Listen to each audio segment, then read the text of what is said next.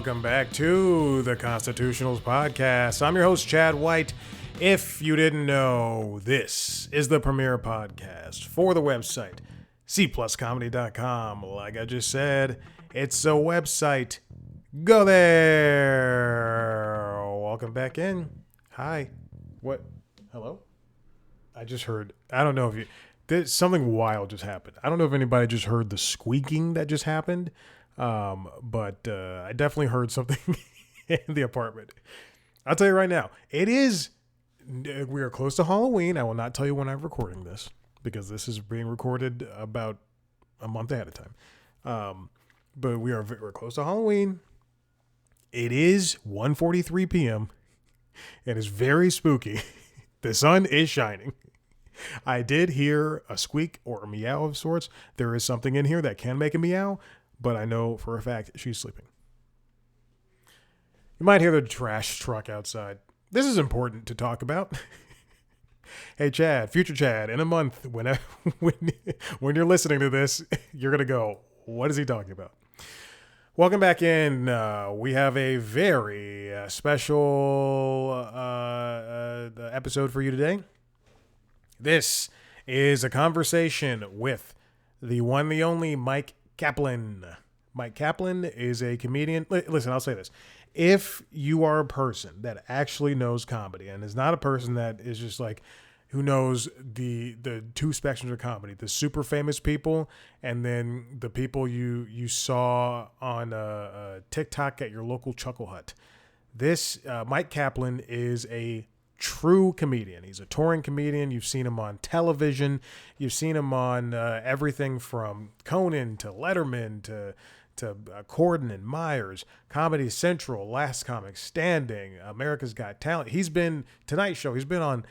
It's truly, he's done the late night circuit, and luckily enough, he's been doing comedy for a long time. So he's been able to, and he's been talented enough to appear on those shows. Plus, he's as a working comedian that he is, he's been able to transition all of that stuff over to stuff.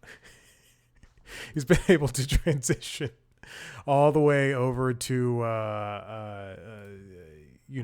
being a online and things. What am I trying to say? Mike, you should know who Myq Kaplan is. He's a very, very funny person, and I jumped at the chance in order to have a conversation with him. Mostly, because I told him this whenever I know people, and I've known them for a very long time. I think it's nice to tell them, like, hey, I listen to you on. I've seen you on Comedy Central.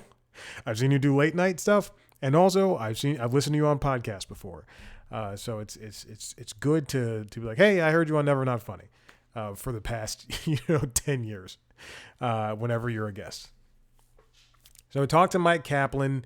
He has a new special coming out that he worked on with his partner in crime and his girlfriend Renee, and the title is named after her. It's called Renee.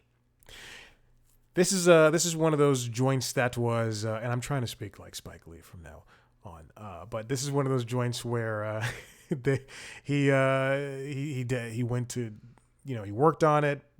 They worked on it. All two of them, both of them worked on it for a couple of years. Tooled around with it, fixed up wording and jokes and all the things that comedians do. And he was able to take it to the Fringe Fest and perform it there for however long, and now it's recorded and it can exist in perpetuity. If you listen to the interview, we do talk about things existing, and it's very esoteric and open and what's the word I'm looking for? It gets very spiritual and university. So there you go. I've located the source of the noise. She's awake. So as I mentioned before, you know Myq Kaplan. If you know comedy, you should know Myq Kaplan. This is his eighth, I believe, eighth uh, album slash special. He's done many a ones, like the one I know the most, Small, Dork, and Handsome. He's done AKA, Live in Between Albums, No Kidding, Meat Robot, and Vegan Mind Meld, and Live from the Universe, and just a ton of things. He's been around a long time. He's also got a book out called Heart Brain Art Train. You can go to his website, MyqKaplan.com. Let me tell you, Myq is spelled MYQ, so you should know that. Myq is also on social media at Myq Kaplan, on Instagram, Myq Kaplan, on Threads, and pretty much every other piece of social media. He's a very funny guy. I think you should really check out I think you should really check this out. I think you should check this out. And I'm just saying, I was excited to sit down and talk to somebody that I know. This is one of those conversations where it's just I can only dream about it. 10 years or 10, 12 years ago. How old is C Plus Comedy? 12 years. 12 years ago, Chad would have been just as excited and also said, why is this happening? Why am I talking to this comedian I've seen on television? But now I'm like, hey, baby, I'm a big gun. I'm the big gun. Anyway, Rainy. It'll be out on November 19th. Maybe that's the day you're listening to this. Maybe it's after you're listening to this. I don't know. It depends. You can watch it on YouTube. You can watch it on YouTube. Yeah, I clicked on something and I was like, should I have clicked on that? You can watch it on YouTube on November 19th. You can also stream it or buy it wherever you get your albums on December 12th. And as I mentioned, you can find Myq Kaplan online at Myq Kaplan. Also go to MyqKaplan.com to check out his recent touring, his new touring, his future tourings, his albums, his books, other podcasts, things of that nature. If you want to see a video version of this interview, go to youtube.com/C+comedy, where you can see video versions of the other interviews that I've done. You can also go and watch the video versions of the podcast Late Night Lately, the Late Night Show, and LinkedIn Logs, a jobs podcast. Follow us on social media at C+comedy. Follow me at Chad Black White. Now, tune in for the great Myq Kaplan. Excellent. Well, thanks for having me. Hey, thanks for sitting down with me. I appreciate it. I know you're busy, you're touring right now, so this is just like a little speed bump in your week. I appreciate it, and I'm happy to be here. Of course. I'm used to seeing you with longer hair and a bigger beard, so this is kind of strange. Yeah, I understand these things. These things happen, and I appreciate your willingness to roll with the punches. Yeah, I probably, I got a haircut a couple weeks ago, and so I get a haircut like a couple times a year. So you see, the result of the in-betweens, but yeah, here we are. Yeah, I mean, as you can see, I need like the most haircut going right now, but it's fine. I think I just came back from a run, so it did its job. It's like what, 50? It was 62 when I ran, so it kind of did its job. I didn't have a shirt on, so that's where all the heat was. Understood. Well, looks good to me. You could freeze it at that level, and I think you're all set. I think that's what I'm going to do. Well, congratulations on what is it, Rennie on this new special. Yeah, This is I know it's your eighth one, and so it's a big thing. Thank you so much. Yeah, I've put out a lot of hours of comedy that I'm very happy with, in the past 15-ish years. And this is while it is a new, there are many hours of comedy. It is only my second like full length hour long stand-up special in basically the past decade. So, wow. A bunch of albums that I'm very proud of, but this is something that, Rini is both the name of the special and the name of my girlfriend who co-created the special with me. So it is particularly special in that way. So I'm excited to get it into the world and to let people know about it. So thank you for helping me do that. Yeah, of course. You well, I saw the picture of you and Rini next to each other, and I assumed, that was she was somebody who helped you bring this to light. So what was it like collaborating with her in order to present this on, the Edinburgh stage? And now you're because it seems like to me she was the ghostwriter to your pop star or your rapper or whatever. I like that, and I think she'll like that as well. Yeah, we've been together since we met in 2016, and so coming up on a decade, and then a century, and then a millennium. We're trying to keep going for all infinity.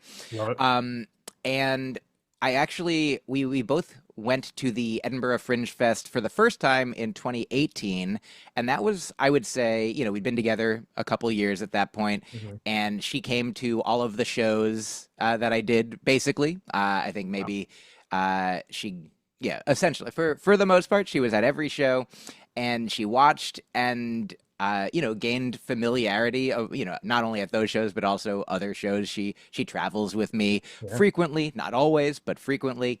And she, to have someone who both, like knows me as well as she does, and, loves me and loves, my comedy and what I do. And also, over the course of growing together as a couple in our relationship, and as the individuals that we are, and myself, as a comedian writing and performing, it's nice to have sort of a an outside eye, like it's, from somebody who has a lot of inside information. So, she might see, like, for in 2018, when she would watch my sets, occasionally, the show was in a fairly finished form, that show at the time, which became the album I put out in 2020 called AKA. But Mhm. she saw every night there might have been, a different phrasing here or there that either by design or just by happenstance, was one way one night and another way another night. And so I feel like our collaboration started just, from her curiosity of, oh, hey, I noticed this night you said this, the other night you said that.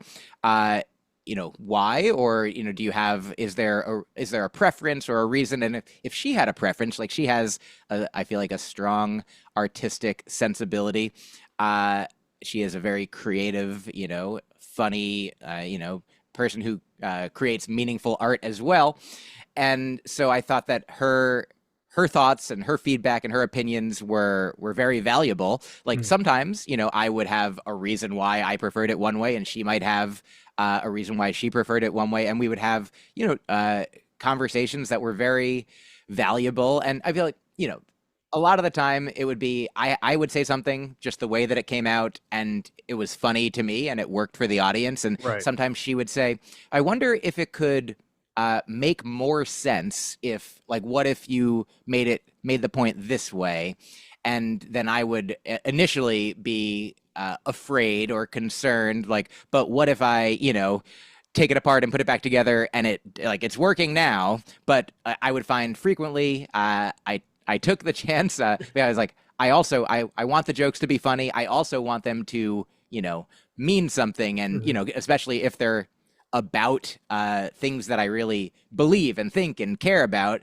Of course, I want them to be as valid and accurate and sense making as possible. Like, I mean, big fan of nonsense, a huge fan of nonsense, but Yeah. she helps bring a lot of sense to my nonsense.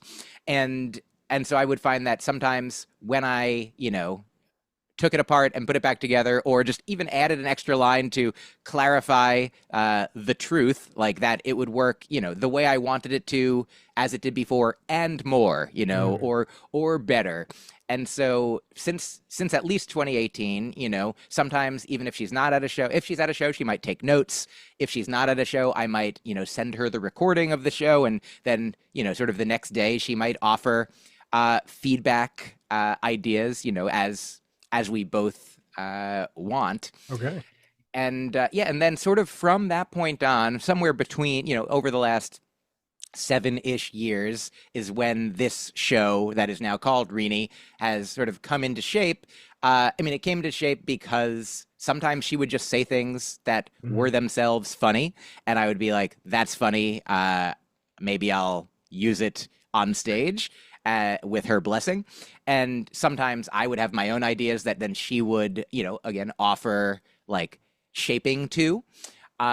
And so the whole hour became, I because I love her and I love our relationship and I love making comedy about the things and people that I love. Yeah. The hour grew to eventually be sort of like a living representation of our relationship, sort of a creative collaboration about our romantic collaboration and sort of our our philosophical, our physiological, our metaphysical, togetherness. Yeah. Uh, and so, yeah, so it's been a great joy to, get to both spend time with the person that I love, period. But then on top of that, spending time with the person that I love, creating, the art that I love, it's like a positive feedback loop, like building Mhm. building on top of itself. So it's just been a great pleasure to create this thing that I love with this person that I love. That's so wonderful, and I especially love the forward thinkingness of it. Going to a millennia, just like wanting to be with this person, just to so many creative people will put out something, a song or a movie or a TV show that is about a person or people, and it's stuck in time. I love Taylor Swift, but often, when I listen back to those old songs, I'm thinking, well, shit, I know you were 17 or 18 when you wrote this song, and this is stuck. And we're all thinking about, John Mayer when we hear Dear John. So it seems like, at least, in your collaborative process, and you're poly, I'm not breaking anything about that, but like you just seem like very open about about working with someone else, because I think that's a beautiful thing. I think, this collaboration is something that, for other people in your position, for comedian, I don't, I haven't done comedy in 40 years, but like comedians are typically, solitude people who live in solitude, who like to do things on their own. But I'm happy that you're able to bring in somebody, and you can take your life to stage and make it something special and palatable for everybody else to enjoy. I really appreciate that. That's very kind. Just a couple quick thoughts about what you just said. One, you are absolutely right about who I was in the past. I will share that now, and in the show, like I don't want to spoil too much of it. I hope Okay. that you enjoy watching it. I hope that everyone listening enjoys watching it. I will share that this is not a secret anymore. I don't think it ever was a secret, but Rini and I, for the bulk of our relationship, we are a monogamous couple. So Hmm. while I once was an My open apologies. relationship, oh no apology necessary. There is comedy content out there. Like I mean, the very thing that you just mentioned. Like we all know that Taylor Swift is no longer either dating or just having dated John Mayer, Right. that every song exists as like a time capsule of that moment or Hmm. those moments that are being described. And so I also do have, many comedy albums, jokes, podcast appearances, out there in the world from the time when that was so. And so and if you're just coming to me, like not everyone takes in all of my work in real time Hmm. chronologically. And, thank you to all of the Myq Kaplan completists out there who have all this information. But, if if you've seen me obviously live recently doing this show, working on this material, but certainly I'm glad to have finally, a record that will be out there and as public and current as possible. Of course, we filmed it last year. I think it, hopefully Hmm. will Right. will still hold up for as many years and decades as possible. But I'll continue to also, create more and more Hmm. art. Maybe there'll be, a Rini part 2 in the future. After we've been together another, 9, 8, 9, 10 years, Yeah. what have you. But yeah, I think that I honestly I have so many thoughts about this, and obviously, we stop me if we go over your time limit. But uh, I remember when my very first podcast, I've had a few podcasts, and my first one was called Hang Out With Me. And I just wanted it was an excuse to invite comedian friends and comedians I didn't really even know, like to, have a conversation, to hang out, because there's a lot of people that I like. Like this is a fun thing. You and I are hanging out right now. Like we've never had a conversation, Right, right. certainly of this like quality or quantity in the past, and now here we are because a podcast is a thing, because Hmm. the technological society that we live in operates like this, and this is one of the beautiful ways that it can manifest. I remember it was 2012 when I started doing that podcast, I believe, and I had the idea that I was like, I want it to be evergreen. I didn't want to be like talking about current events. Mm. Because I imagined, what if somebody finds this podcast in a year, in 5 years, in 10 years, and they want to listen to everything, and they're like, oh, they're talking about Mitt Romney running for president, Right. or what have you, and so that was my thought at the time, and I do think there's so many ways to both do comedy and to do podcasting and to create art, and like some amazing, obviously there's great works of literature that stand the test of centuries. People are still reading Shakespeare, people are Hmm. still engaging with the Canterbury Tales and Beowulf and such. And then also there are comedy albums all about Bill Clinton's escapades in the 90s, Yep. and which at a certain point, a few years later, you're like, oh wow, that's a little old. But at a certain point, like, oh, it's vintage? Is it Hmm. nostalgic? And you know comedians talk about our childhoods, our what went into making who we are, which is not, it's always a snapshot in time now, but often covers a span of the past, and perhaps hopes for the future. And so now, I feel like I've come to, compared to that place that I was in 2012, when I'm like, I want all of my podcasts to be evergreen. Like at a certain point, I'm just like, well, I want to talk about what's important and meaningful and interesting and funny and me right now. Like, who Yeah. am I right now? And so, like, I have no, as far as the comedy that I've put out, the podcast that I've done, I have very few regrets. Like if I said things that I wouldn't say now, I'd be like, oh yeah, I wouldn't say that thing now. Maybe I've learned and grown, and maybe society has learned and grown. But definitely, I feel like having grown from a place where I thought that the best way for me to do it then was to only talk about timeless things. Yeah. In some ways, it sort of evokes.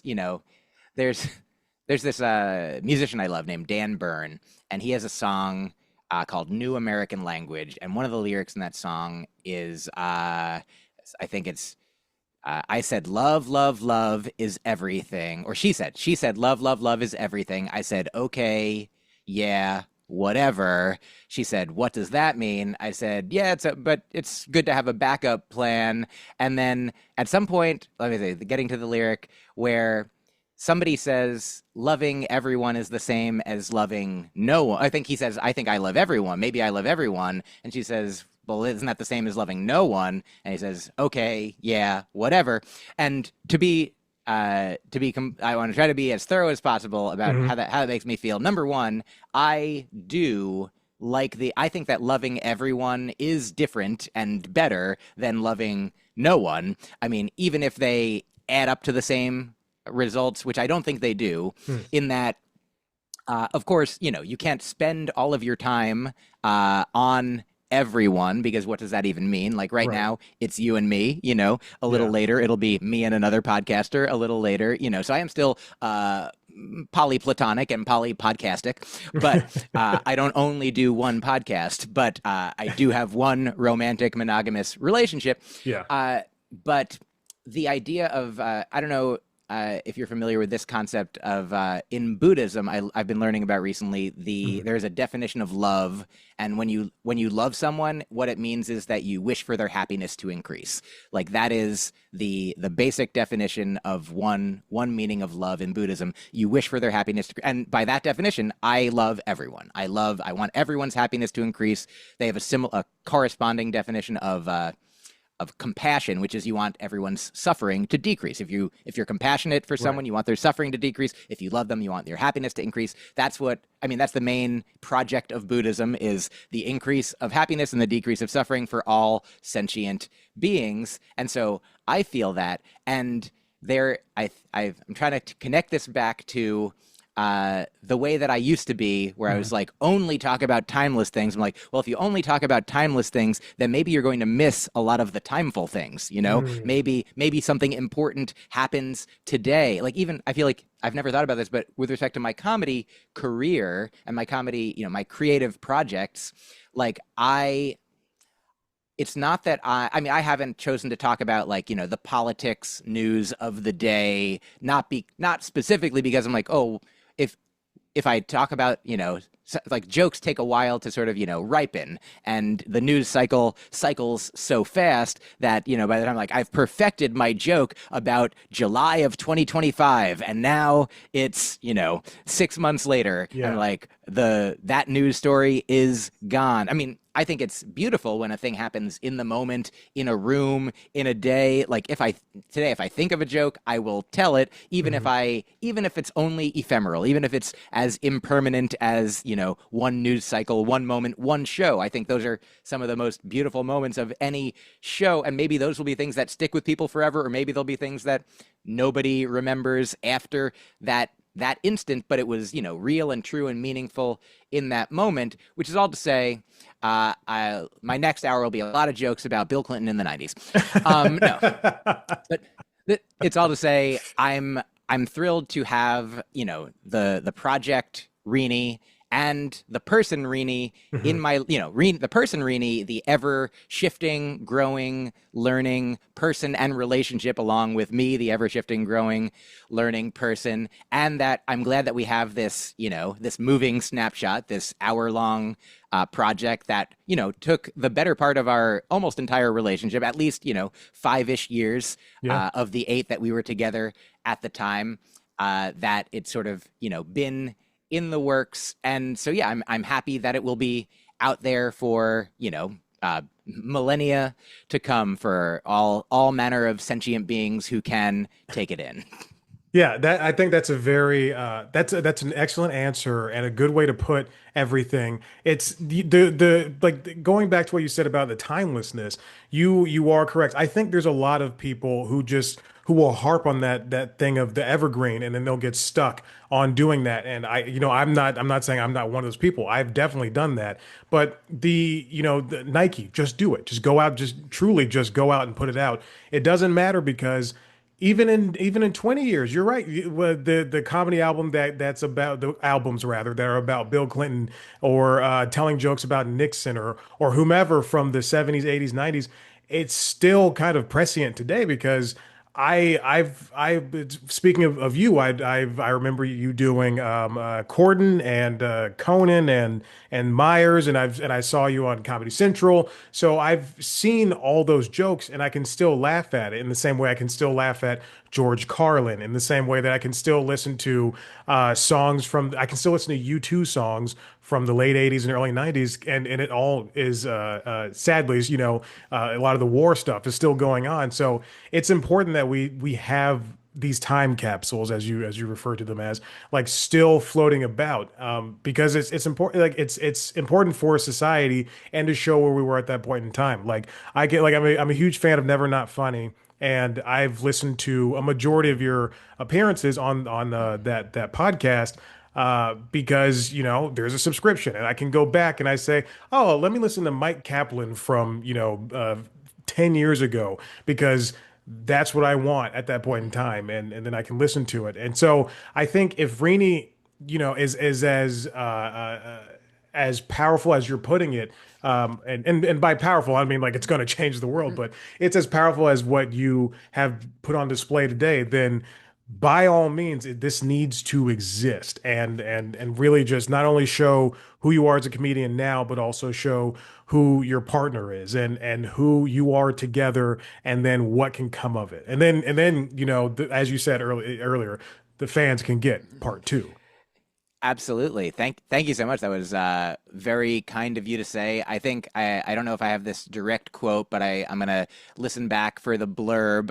Like that's a great way to put everything. I'll take that. And and that's a great way to put that. I appreciate your kindness and your thoughtfulness, your attention, your care. And engagement with with the work that I've done. I also recently, have been going back through old video clips to, figure out are there jokes that I can, put to social media to have people today discover me from the past and thus me from the now and the future. Hmm. And it is interesting to see, like, I just looked back at my very first TV appearance was in 2008, and it was on Comedy Central's Live at Gotham. And one of the jokes that I told was about gay marriage and how I was living in Massachusetts at the time.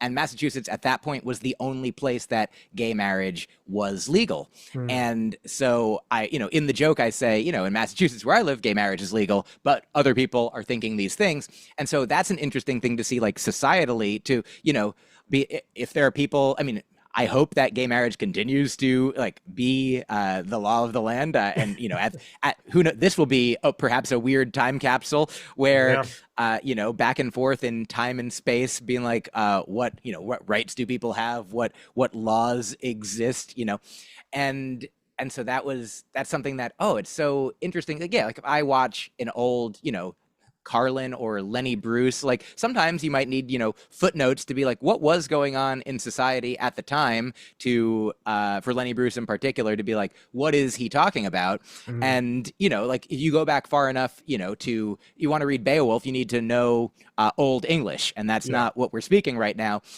So of course, time progresses in ways that time progresses in ways. I'll leave it there. Um, but yeah, I'm excited that it's so interesting to continue to I just turned 47, and I have friends who I've known for 30 plus years, and that's something that wasn't true when I was in my 20s because it Right. was impossible. And now like I'm older than more of the population than I'm younger than, I learned, and that's been for almost the past decade. I heard at Whoa. 38, when I turned 38, that was the age at which half of the US population is younger, half of the US population is older than Whoa. 38, and perhaps it could be, give or take at this point, because I haven't checked that stat in 9 years. But uh, it's so interesting to, the way that great works of literature, great works of art, there are people who read a book when they're a teenager and it really impacts them powerfully, and then Hmm. they revisit it perhaps in their 20s and or 30s and or 40s and or 50s, and like the art is the same, like the words are the same, the images, whatever it is, but because you're looking at it, you have grown, you have changed, you're looking at it from a different perspective. Maybe you related to the teenager in it when you were a teenager, and then you relate to the parent when you're a parent, or what might it be. And so it is fun to think about a body of work. I'm here's a related thing. When Hmm. I put out my first album, recorded in 2009, and it came out in 2010. And then in 2012, I recorded my second album, and there was an opportunity. I would then record my first hour special in 2013.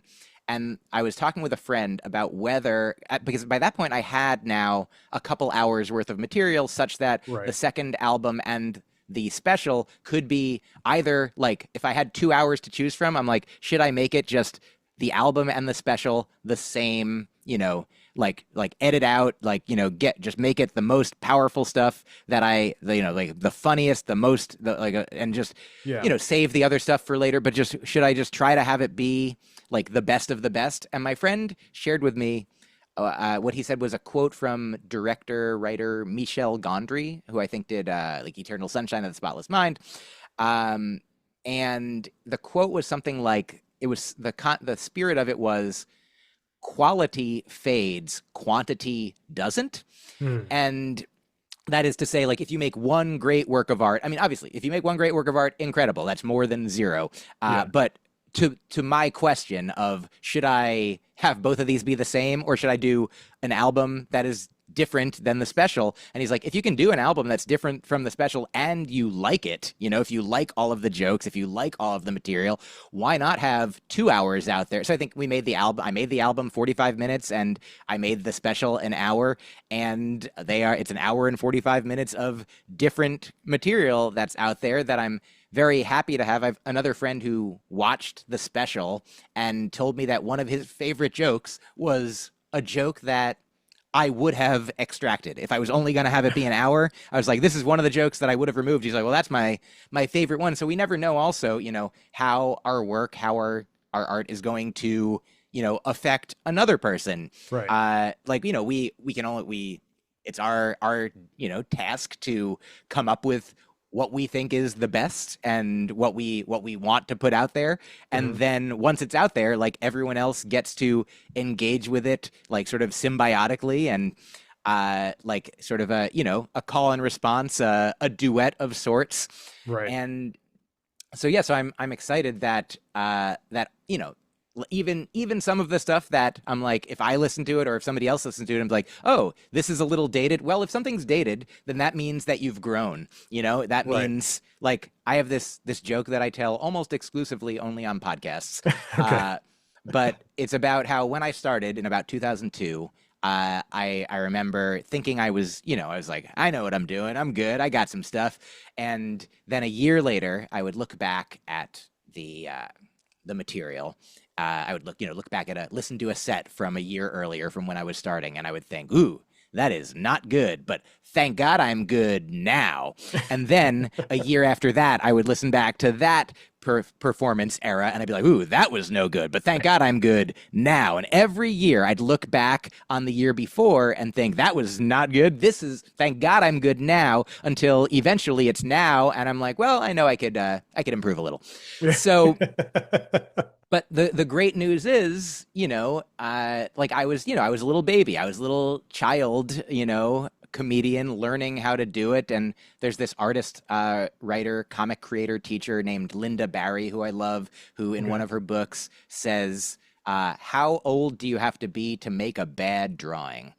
And because you never look at a child's artwork and think, you know, hey, where's the shading? You know, how about some perspective? You're like, wow, you're 2, incredible. Let's put it on the fridge, right? Exactly. But at what age does self-consciousness kick in? I mean, maybe in adolescence, perhaps, but the way I think most adult artists, you know, strive to work, many, I would say, strive to capture sort of the non-self-consciousness, the childlike, you know, flow state wonder of just like, you know, or the Nike, as you added, the just do it of it all. Yeah. And just like put it out there and, you know, make it. And then later, you know, you can always disavow it later, but you know, you can always look back later and be like, wow, look at what child me made. Look at what younger me made. And it's wonderful to look back and feel, you know, if you feel embarrassed, if you feel ashamed, if you feel cringe or worthy of cringe, like, then what that means is that where you are right now, you like better.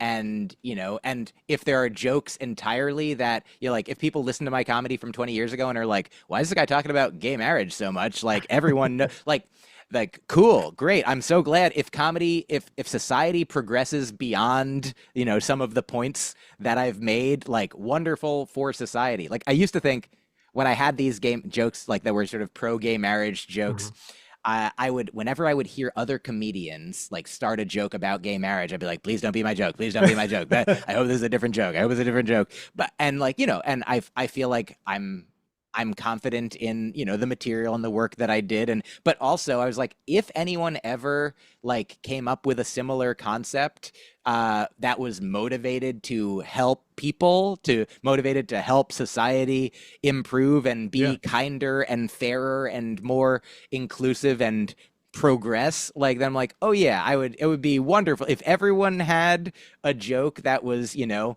anti-racism, anti-homophobia, anti-sexism, anti-transphobia, anti-xenophobia, you know, like if everyone had like a joke that was like the coexist bumper sticker, I'm like, that would be, I mean, if everyone had one, then we could probably stop doing them. But, you know, if more and more people have them, I think that would be awesome and worth my like shedding one joke from my act in order to, well, I'm happy for humanity, and that joke can disappear. Yeah, I definitely agree too. But then what would people have to complain about, you know? Yeah. Well, yeah, that's a great question. I think we'll figure it out. I think. I mean, first maybe we could complain about not having anything to complain about, True. but I do think that it's said in a Buddhist paradigm that the Buddha is omniscient, Mhm. omnibenevolent, omnipresent, but not omnipotent specifically. So the Buddha is all knowing, all loving, all places, but specifically not all powerful. If the Buddha were all powerful and all those other things, then the Buddha would be like, all right, everyone is set, but that's not within the power of it's only in the power of the individual that you are. You're the only one who can, solve the issue for yourself. Like somebody else can't live your life for you, can't, nobody else can have you become it. You have to wake up yourself. You can't, other people can like, try to set alarms around you and try to, point the way and like offer things like this might work, but everything has to come from the inside. And so with that paradigm in mind, I remember thinking once long ago, like, well, if the Buddha is omniscient, if the Buddha is all knowing, then probably jokes wouldn't work that well because surprise is important. Like there are elements, and I'm like, okay, well, I guess that's the one thing that you sacrifice when you know everything is nothing will surprise you, and if you have the concept of like an omniscient, all knowing God type being, well, perhaps if God's like, well, then I want to enjoy jokes. Well, then you gotta, split up your consciousness into seemingly finite beings from the infinite being that you are, and have them wander the world, in confusion. And then every once in a while, stumble across, oh, you got me. You know what I mean? Like they say, can God create a rock that God can't lift? I would ask the question, like, can God surprise God's self? Can Yeah. God, make a joke where God doesn't see the punchline coming, and so I do think that what I was at this. My girlfriend and I Renee and I used to go to see. Do you know Marianne Williamson? Yes. Uh, Yeah. so before she ran for president, like Renee and I met, in 2016, and between 2016 and 2018, Marianne Williamson in New York City would like have these either weekly or biweekly, like several times a month. She would basically preach. She would be at like doing sermons Wow. in the book that she is a student of. Is it called A Course in Miracles? And my girlfriend Rini also has been a student of that for many years and introduced me to it. Okay. And so she'll like sort of have an opening meditation, and then sort of speak for a while, and then I think for the second half she would open it up to questions, and people would just ask questions from their own life about issues they were having, and she would answer to the best of her ability, like, I believe that in the spirit of the course, this is what I would offer you. And I remember one time, and I never get this exactly right, but somebody asked a question like, what if I follow this path and become enlightened or start to head in that direction, and what if I become sort of either discover like equanimity and inner peace, and what if that inner peace leads me to stop fighting for equality for other people outside of myself? What if I'm okay but I'm not any longer trying to make the world a better place for others? And Marianne Williamson's answer was something like, I don't think you have to worry about that yet. Like that by the time you get there. I mean, because ultimately, all of the great, wise, kind figures from, various faith traditions throughout history, your Buddhas, your Jesuses, etc.